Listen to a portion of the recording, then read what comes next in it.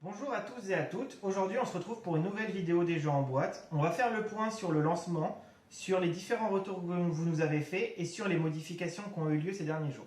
Pour commencer, on voudrait remercier toutes les personnes qui ont déjà commandé sur notre site internet, toutes les personnes qui nous suivent sur les réseaux sociaux et qui s'intéressent au concept, qui nous posent des questions et qui nous envoient leurs différents messages. Au niveau de vos retours sur notre concept, nous avons deux sujets qui reviennent de manière assez récurrente. L'âge minimum pour jouer au jeu et les doublons par rapport à votre ludothèque.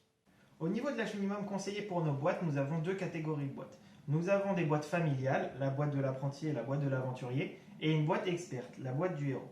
Les boîtes familiales seront des boîtes avec des jeux conseillés à partir de 6 à 8 ans. Ce seront des jeux assez évolutifs qui seront jouables pour tous, plus complexes pour les adultes, assez simplifiés pour les enfants. Nous avons une possibilité vraiment pour jouer tous ensemble.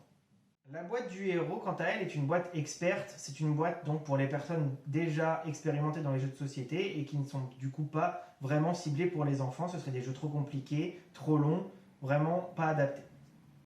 Au niveau de vos craintes de doublons entre les jeux présents dans votre ludothèque et les jeux que nous vous envoyons dans vos abonnements, vous avez la possibilité de nous envoyer par mail une liste des jeux présents dans votre ludothèque afin que nous puissions faire en sorte d'éviter tout doublon. Nous avons aussi, suite à vos différents retours sur ce point, ajouté une nouveauté sur le site internet. Quand vous avez créé votre compte en ligne sur notre site, vous avez la possibilité d'accéder à un espace qui s'appelle Ma Ludothèque. Dedans, vous pourrez renseigner tous les jeux que vous avez et modifier celle-ci. Ça nous permettra de garder un suivi complet de votre ludothèque à chaque fois que vous avez un nouvel ajout et donc pour nous, de ne pas avoir de doublons. A savoir que de notre côté, nous prendrons la liste que vous nous aurez fait parvenir soit par mail, soit sur le site internet, avant le 20 du mois. Il y a aussi eu d'autres changements cette semaine, en plus de l'ajout de la ludothèque. Nous nous sommes rendus compte que les boîtes ne pouvaient pas être rentables au tarif où nous vous les avions annoncés au tout début du concept. Je ne dis pas qu'elles ne pouvaient pas être rentables dans le sens où nous ne gagnions pas assez, mais dans le sens où nous perdions même de l'argent à vous envoyer une boîte. Nous ne faisons pas ça dans le but d'être rentable, nous ne faisons pas ça dans le but de gagner beaucoup d'argent, mais nous ne pouvons pas nous permettre de vous envoyer une boîte qui nous coûte de l'argent. Nous avons donc revu notre politique tarifaire en augmentant nos tarifs en incluant une participation aux frais de port. Car vendre un abonnement, par exemple, à 30 € en mettant 30 € de jeux de société et en offrant les frais de port, ça nous coûtait beaucoup trop d'argent. Nous avons donc ajouté cette modification que vous avez pu voir, les nouveaux tarifs étant à 35, 55 et 85 €.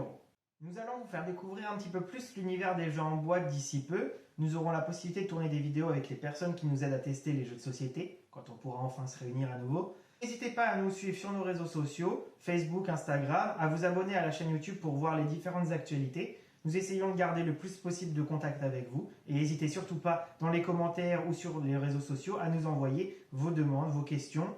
Nous sommes là pour y répondre. Merci à tous et très bonne journée.